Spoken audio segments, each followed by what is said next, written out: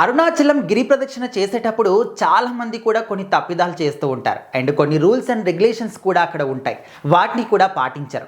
And ఇవన్నీ కూడా తెలుసుకోకుండా వెళ్ళి అక్కడ గిరి ప్రదక్షిణ చేసినా కూడా మనకు రావాల్సినటువంటి ఆ ఒక లాభం కావచ్చు, లేకపోతే ఆ ఒక పుణ్యం కావచ్చు మనకు రాకుండా ఉండిపోతుంది.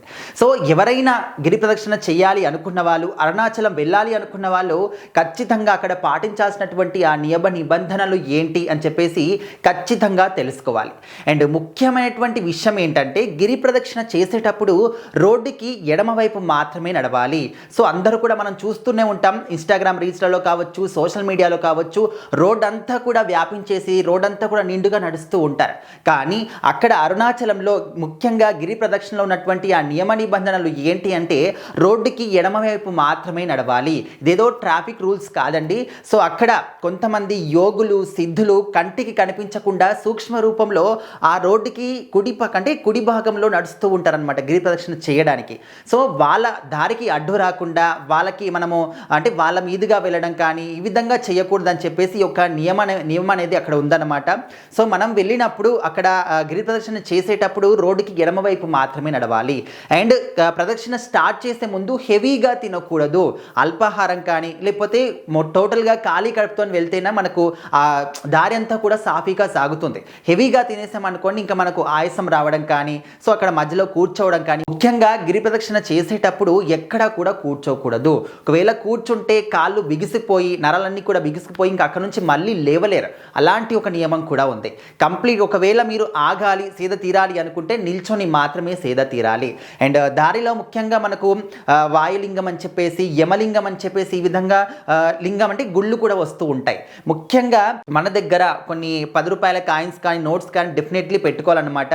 ప్రతి గుడి దగ్గరికి వెళ్ళినప్పుడు 10 రూపీస్ ఇస్తే అక్కడ మనకు విభూది ప్యాకెట్స్ ఇస్తారు. సో అందులో కొన్ని మనకు ప్రత్యేకమైనటువంటి రసాయనాలతో కూడుకున్నటువంటి ఆ విభూది ఉంటుంది.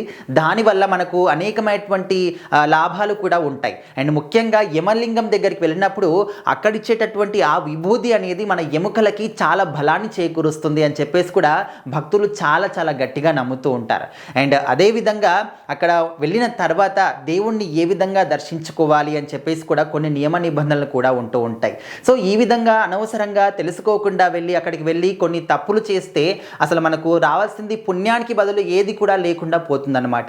సో ఈ మధ్యకాలంలో మనం చూస్తూనే ఉన్నాం. సోషల్ మీడియా వచ్చిన తర్వాత, ముఖ్యంగా అరుణాచలం గురించి తెలిసిన తర్వాత లైఫ్లో అంటే జీవిత కాలంలో అట్లీస్ట్ ఒక్కసారైనా కూడా అరుణాచలంని వెళ్ళాలి, అక్కడ గిరి ప్రదక్షిణ చెయ్యాలి, శివుణ్ణి దర్శించుకోవాలి అని చెప్పేసి చాలామంది అంటే చాలా నమ్మకంగా చెప్తున్నారు అనమాట. అక్కడికి వెళ్ళి దేవుణ్ణి దర్శించుకుంటే, శివుణ్ణి దర్శించుకుంటే ఖచ్చితంగా కోరికలు నెరవేరుతాయి అని చెప్పేసి. సో ఆ విధంగా మనం అంత బలంగా నమ్ముకున్నప్పుడు అక్కడికి వెళ్ళిన తర్వాత కొన్ని తప్పిదాలు చేయడం వల్ల మనకు కూడా కొన్ని అంటే పాపాలు కూడా వచ్చే అవకాశం కూడా ఉంటుంది.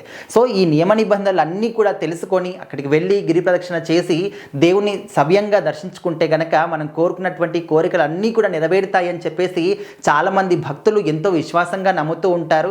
సో మరి ఇది ఏదో కల్పించుకొని చెప్పింది లేకపోతే ఇంకెవరో చెప్పింది కాదండి. సో అక్కడ గుడి ప్రాంతంలో ఉన్నటువంటి కొన్ని నియమ నిబంధనలు మాత్రమే చెప్తూ ఉన్నాము.